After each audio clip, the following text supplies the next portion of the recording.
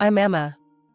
My first big break after college was landing a job at Mason Trading Company as a lawyer's assistant. It was a bustling place, always buzzing with activity and ringing phones that hardly ever stopped. I loved the pace, it kept me on my toes. In those early days, while I was still figuring out which elevator took me where, I ran into Tom. He worked in the purchasing department, just a corridor away from our legal offices. He was arguing over the phone about some shipment that got delayed.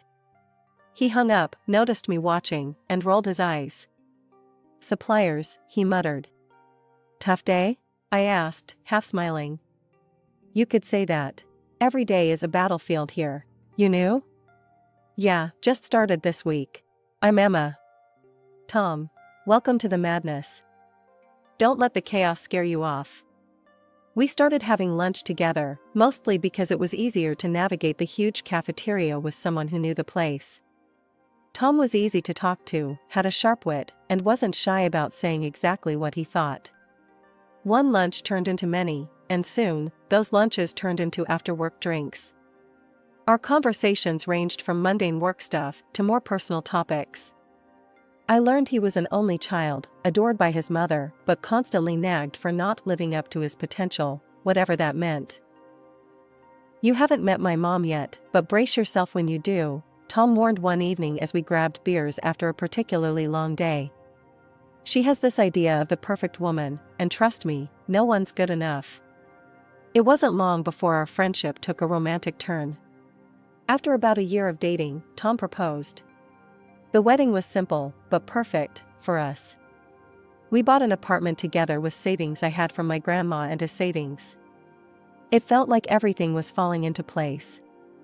Life with Tom was mostly smooth, except for the occasional bickering about who forgot to buy milk or whose turn it was to clean the apartment. But nothing too heavy, just the usual stuff couples go through. Until one day, everything felt different. I was exhausted all the time, and even the smell of coffee, which I loved, made me nauseous. One morning, struggling to even get out of bed, I decided enough was enough. I booked an appointment with my doctor, thinking maybe I had the flu or something. Sitting in the waiting room, flipping through a magazine without really reading it, my name was finally called. Dr. Lena was always straight to the point, and after a few questions and tests, she dropped the news. "Well, Emma, congratulations are in order. You're pregnant." "Pregnant?" I repeated, the word foreign and heavy. "Are you sure?" "Quite sure," Dr. Lena smiled, handing me the test result. "But you need to be careful. Your body's signaling a few warning signs. Nothing too scary, but you need rest, less stress." I nodded, my mind racing. Pregnant. How would Tom react? I couldn't tell over the phone. This needed a face-to-face. Walking through the door of our apartment that evening, I found Tom on the couch, eyes glued to his phone. "Tom, we need to talk," I said, my voice shaky. "I went to the doctor today. We're going to have a baby." Tom's face changed. It wasn't the reaction I'd hoped for. "A baby? Emma, it's not great timing, you know? We haven't even traveled like we talked about." "And a baby? That's a huge change." I felt a pang in my heart. I know it's unexpected, but it's also kind of amazing, right? We're going to be parents. Tom ran his hands through his hair, a sign he was stressed. "I don't know, Emma. It's too much. It's too soon." "Too soon for a family with me?" I asked, hurt coloring my tone. "No, that's not what I mean. I just thought we'd have more time, just us two." The conversation went in circles. Tom saying it was bad timing, me trying to highlight the positive. By the end of it, Tom had closed off, and I was left feeling alone, holding on to a piece of news that should have brought us together but instead was pushing us apart. The next day, I spoke to my boss, Mr. Harlow. I needed some accommodation, given the doctor's orders. "Mr. Harlow, I need to ask for a change. I'm pregnant, and there are some complications. Could I possibly work from home?" Mr. Harlow, who was always more understanding than I gave him credit for, didn't hesitate. "Of course, Emma. We'll set up everything you need at home. Take care of yourself and the little one." Going home that day, I hoped Tom had softened a bit. But when I told him about the remote work arrangement, his reaction was cold. "So, you're just going to be home now? What about all the plans we had? I thought you'd be happy I found a solution to keep the stress down," I said, trying to keep my voice steady. "Emma, it's like you're not even listening." "I said it's too soon for all this," Tom snapped back. I went to bed early that night, feeling the distance between us grow. As I lay there, the reality of my situation sinking in, I realized this journey was going to be tougher than I thought. The air in our apartment felt heavier these days, like each day was a cloudy one, even if the sun was shining outside. Tom's affection seemed to drain away as quickly as it came. He grew more distant, more irritated by the small ways my life had to change because of the pregnancy. He said he felt neglected, like he was second to my health and the baby's needs. His mom, Mrs. Blackwell, was no help either. She called one afternoon, her voice as cold as the winter wind. "Emma, this child. It's not the right time. You should be focusing on supporting Tom, not dragging him into fatherhood." I clenched the phone tighter, fighting the sting in my eyes. "It's not like I planned this by myself, Mrs. Blackwell. It's our child, not just mine. There are options, you know. You're just choosing the most selfish one." Her words sliced through me, leaving me feeling hollow inside. As if that wasn't enough, Tom's behavior started changing even more. His cologne was masked by another scent, a woman's perfume, unfamiliar and sweet, clinging to his clothes. The first time I smelled it, I convinced myself it was a mix-up at the dry cleaner. But then, it happened again. And again. He also started staying out late, mumbling about needing to catch up on work, and his weekends were booked up with sudden business trips. It was too much to chalk up to coincidence. I held my tongue, not wanting to believe the worst, but the seed of doubt was planted. I couldn't ignore it anymore. That Saturday, when Tom mentioned another business trip, I reached out to Mike, an old classmate who now worked as a detective. We met at a small cafe, the kind where you could talk without every table overhearing your conversation. Mike slid a folder across the table to me. "I got what you asked for, Emma. You sure you want to see this?" I nodded, not trusting my voice, and opened the folder. The photos were clear, unmistakable. There was Tom, and with him, a woman I recognized from his office, a new hire that he'd mentioned in passing. "Emma, I'm sorry," Mike said, his voice low. "There's video too. It's consistent." My heart sank to the soles of my feet. "Thanks, Mike. I needed to know." I went home, numb and carrying the folder like it was made of lead. As I turned the key in the lock, the door swung open. Mrs. Blackwell stood there, her face twisted in disapproval. "I came to see how you are. Tom said he's worried about you, all alone here." Her eyes darted around, suspiciously. "I know about Tom. He's not on a business trip. He's with someone else, Mrs. Blackwell." She scoffed, her defense quick and sharp. "You're driving him away. Always sick, complaining, needing things. What man wants that?" "That's no excuse for cheating," I shot back, anger rising. "And you think having his baby will fix things? No one in the family wants this child, Emma. Only you."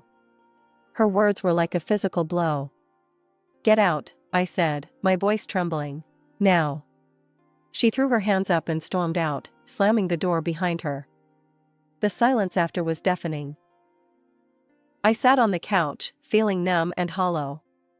30 minutes felt like an eternity as each second passed with heavy, painful ticks, echoing the throbbing in my heart.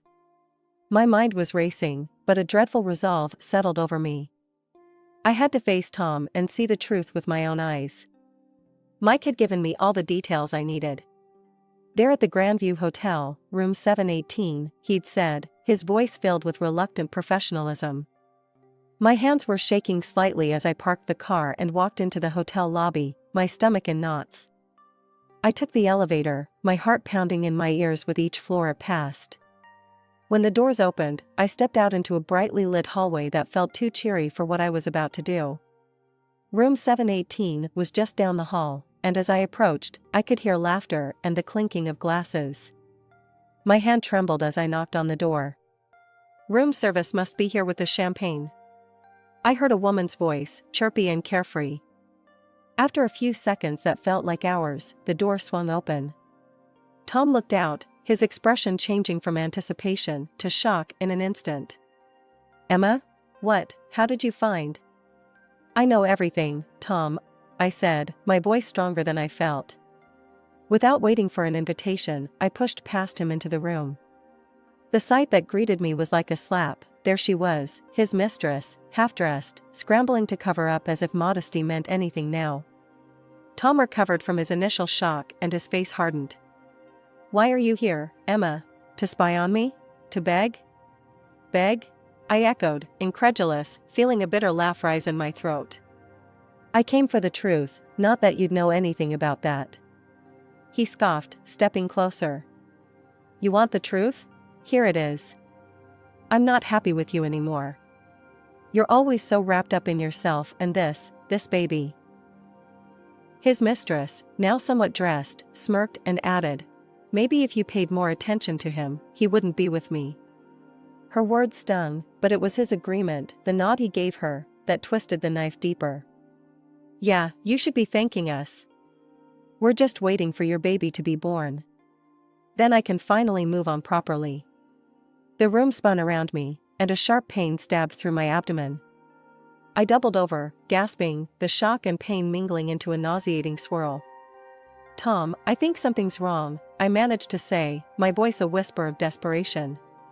"Please, call an ambulance." He and his mistress exchanged a look, a quick, dismissive glance, and then he turned back to me. "You're probably just overreacting, like always." They dressed quickly, stepping over me as if I were just another obstacle in their path. The last thing I saw before darkness claimed me was the closing door, the click of it shutting echoing ominously in the cold, empty room. I woke up to the gentle, yet urgent, voice of a maid trying to rouse me. Ma'am, can you hear me?" Her face swam into view as I blinked away, the darkness clouding my vision. The pain was still there, a dull ache that seemed to echo through my entire body. "Where am I?" My voice sounded hoarse, foreign even to my own ears. "You're still in the hotel room, dear. I found you on the floor. I'm calling an ambulance now." True to her word, the next thing I knew, I was being wheeled through the emergency room. The hospital lights were harsh, blinding, as nurses and doctors swarmed around, their voices a cacophony of concern that I could barely comprehend. They asked questions, too many questions, but all I could think about was the betrayal and the pain. Tom never showed up at the hospital. Neither did his mother. Calls went unanswered, their silence more painful than any physical wound. By the time the doctor came with the news that I had lost the baby, the grief was so heavy, so overwhelming, it was all I could do not to scream. The loss was not just a personal tragedy, it felt like an injustice, one that Tom, his mistress, and his mother had a hand in. They had abandoned me, left me alone at my most vulnerable. The bitterness and anger stewed inside me, brewing a storm. After what felt like an eternity, the hospital discharged me. I drove straight to our apartment, and began packing Tom's things. Each shirt I folded, each sock I threw into the box, was a severance, a cutting of ties. With his belongings piled in the trunk of my car, I drove to Mrs. Blackwell's house. I didn't bother with niceties. I unloaded his things right in the driveway, letting them fall wherever they may. I didn't knock, I just walked in. Mrs. Blackwell was sitting in the living room, a look of resignation on her face. She knew why I was there. "Emma," she started, her tone weary, "you should just leave. Take what dignity you have left." "Dignity?" I laughed, but there was no humor in it. "You think I came here for a lecture on dignity from you? He's my son. I stand by him. And he will be better off without you," she said bluntly. "He has excellent lawyers. You'll only embarrass yourself." At that, something snapped inside me. "Do you even care that your grandchild is gone? That your son left me alone in a hotel room to lose his child. Her eyes flickered away, unable to meet mine. It's a tough situation. It's done, Emma. I stepped closer, my voice low and steady. How did you feel, as a mother, knowing what happened? Knowing your grandchild was lost? She didn't answer, just looked away, a crack in her composed facade. I will see your son in court, I said, the words heavy with promise. You can tell him that. Turning on my heel, I left her sitting there, alone with the weight of her choices. As I walked back to my car, the cool air felt sharp against my skin, but my path had never been clearer. I would fight. Not just for me, but for the life that was lost, and for the truth that needed seeing the light of day. Stepping into the courthouse, I felt every eye on me, or maybe it was just the weight of what was about to happen pressing down. My best friend from college, Lucy, was right beside me. She'd become a shark in the courtroom, known for tearing apart even the slickest defense. When I told her about everything, she didn't hesitate. I've got this, Emma. And don't worry about the fees. This one's on me, Lucy had said, her voice fierce and reassuring. We sat at our table, papers neatly arranged, evidence at the ready. Across from us, Tom and his mistress looked competent, a smugness that irked me. As the proceedings began, their lawyer painted a picture of me as unstable, broken by grief into fabricating stories. The plaintiff has suffered immense emotional distress, yes, which has led to these wild accusations. There is no substantial evidence of any affair or wrongdoing on my client's part. When it was our turn, Lucy stood, her presence commanding the room. Your Honor, not only do we have substantial evidence, but we also have a testimony that will corroborate everything my client has claimed. She presented the photos first, clear and undeniable proof of the affair, passed around for the judge and eventually to the opposing counsel who looked visibly shaken as they viewed them. Next, Lucy played the video from the hotel. The room fell silent as the scene played out. I enter the hotel, then Tom and his mistress, laughing, hugging, leave the hotel without a hint of concern. But that's not all, Lucy continued. She called the maid who found me to the stand. Her testimony was simple, but powerful. I found her on the floor, unconscious. They were gone. She could have died. Tom's face had gone white, and his mistress couldn't sit still, her leg bouncing nervously. When they were given a chance to respond, Tom stood up, his voice shaky. This isn't how it looks. We were just scared and confused. Scared? So you leave your pregnant wife unconscious on the floor? Lucy shot back, her tone icy. The judge took everything into consideration, the weight of the evidence, the testimonies. After what felt like a lifetime, he spoke. I find in favor of the plaintiff, Emma Blackwell. The evidence of infidelity and negligence is overwhelming. I am granting a 50-50 division of all marital assets, as well as financial compensation for the emotional distress caused by the actions of the defendants. As we walked out of the courtroom, Lucy elbowed me gently, a victorious glint in her eye. How's that for justice? I managed a small smile, feeling a mix of relief and sorrow. Thanks, Lucy. I couldn't have done this without you. Life had been limping back to normal after the courtroom drama.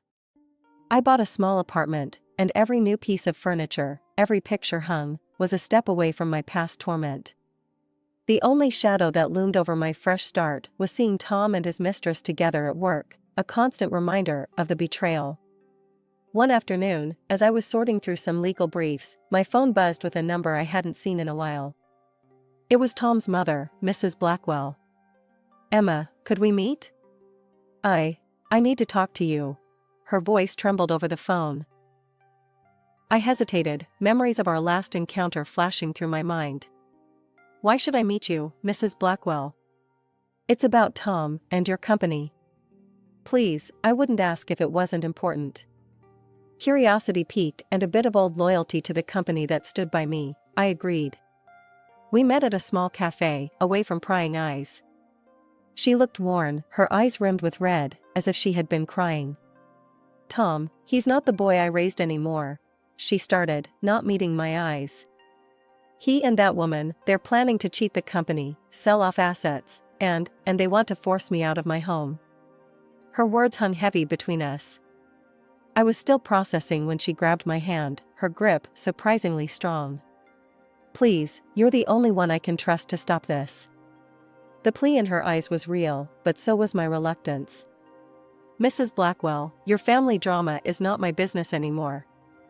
"It's not just family, Emma. It's your company too. They're planning something big. It could ruin everything." Her urgency struck a chord. I was, after all, part of that company. It had given me a chance when I was just a college grad, and many of my colleagues were like family. "All right, I'll look into it," I conceded, more for the company than for her. Back at work, I started digging. I quietly pulled records and contracts, tracing the trail of transactions Tom and his mistress were involved in. It didn't take long to spot irregularities. The numbers didn't add up. Goods were being purchased at inflated prices, far above market value. Armed with evidence, I made my way to the director's office. Laying the documents on his desk, I watched his eyes narrow as he scanned the evidence.